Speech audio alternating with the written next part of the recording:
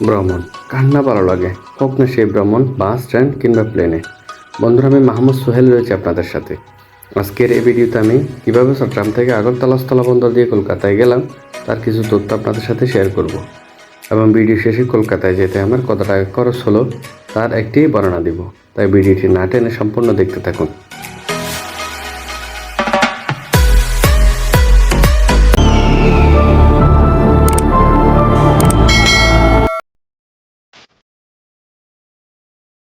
ভারতের tourist visa হাতে পাওয়ার পর অনলাইনে 260 টাকায় চট্টগ্রাম থেকে আখাউড়া ট্রেনের টিকিট কেটে নিলাম।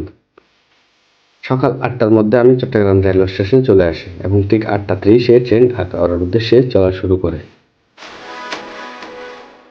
চট্টগ্রাম থেকে আখাউড়া প্রায় 200 কিলোমিটার এবং সময় লাগে 5 ঘন্টা। তার আগে বলে রাখি, আমি কিভাবে ভারতের ট্যুরিস্ট ভিসা করলাম এবং ভারতের ট্যুরিস্ট বা মেডিকেল ভিসা করতে কী কী পেপারস লাগে তা জানতে চাইলে কমেন্ট বক্সে অবশ্যই লিখবেন। প্রয়োজনে আমি বিস্তারিত বর্ণনা দিয়ে আপনাদের জন্য একটি ভিডিও বানিয়ে দিব।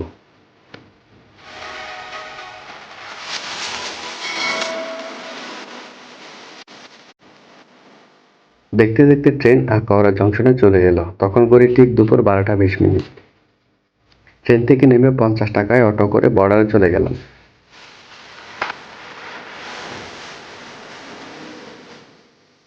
বর্ডারে থাকা সোনালী ব্যাংকে 1000 টাকা জমা দিয়ে ট্রাভেল ট্যাক্সের রসিদ সংগ্রহ করলাম। এটাই হচ্ছে আখাউড়া ইমিগ্রেশন অফিস। এখন যাচ্ছি আখাউড়া ইমিগ্রেশন অফিসে। ইমিগ্রেশন শেষ করে আপনাদেরকে এসে বিস্তারিত জানাচ্ছি।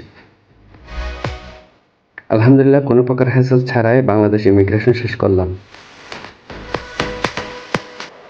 একটা কথা মানতে হয় যে বেনাপোল বর্ডারে যেরকম মানুষের ভিড়, ইমিগ্রেশনের ঝামেলা, ইমিগ্রেশনের জন্য ঘন্টার পর ঘন্টা লাইনে দাঁড়িয়ে থাকতে হয়, আগরতলা বর্ডারে ওই রকম ঝামেলা বা মানুষের ভিড় নেই বললেই চলে। খুব কম সময়ে ইমিগ্রেশন শেষ করা যায়। এরপরে হচ্ছে ইন্ডিয়ান ইমিগ্রেশন। যাই হোক, এগোতে লাগলাম ইন্ডিয়ান ইমিগ্রেশনের দিকে।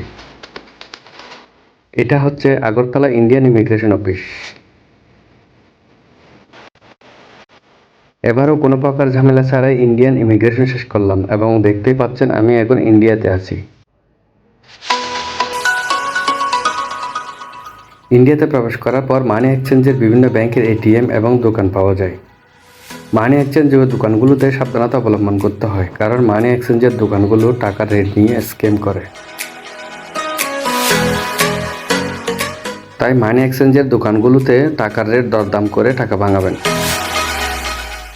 আজকে হচ্ছে আগরতলা শহরে এইচডিএফসি ব্যাংকের মধ্যে, যেখানে আমি ডুয়েল কারেন্সি কার্ড দিয়ে টাকা বের করব। আমি এরকম হ্যাসাল থেকে বাঁচতে এইচডিএফসি ব্যাংকের এটিএম থেকে রুপি উত্তোলন করলাম, কারণ আমার ইসলাম ব্যাংকের ডুয়েল কারেন্সি কার্ড করা ছিল এবং পাসপোর্টের সাথেও ডলার এন্ডোর্সমেন্ট করা ছিল।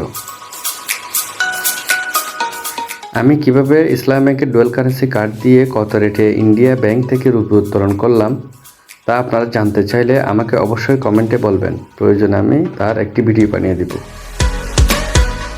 বর্ডার থেকে 20 রুপি দিয়ে আগরতলা শহরে চলে আসলাম।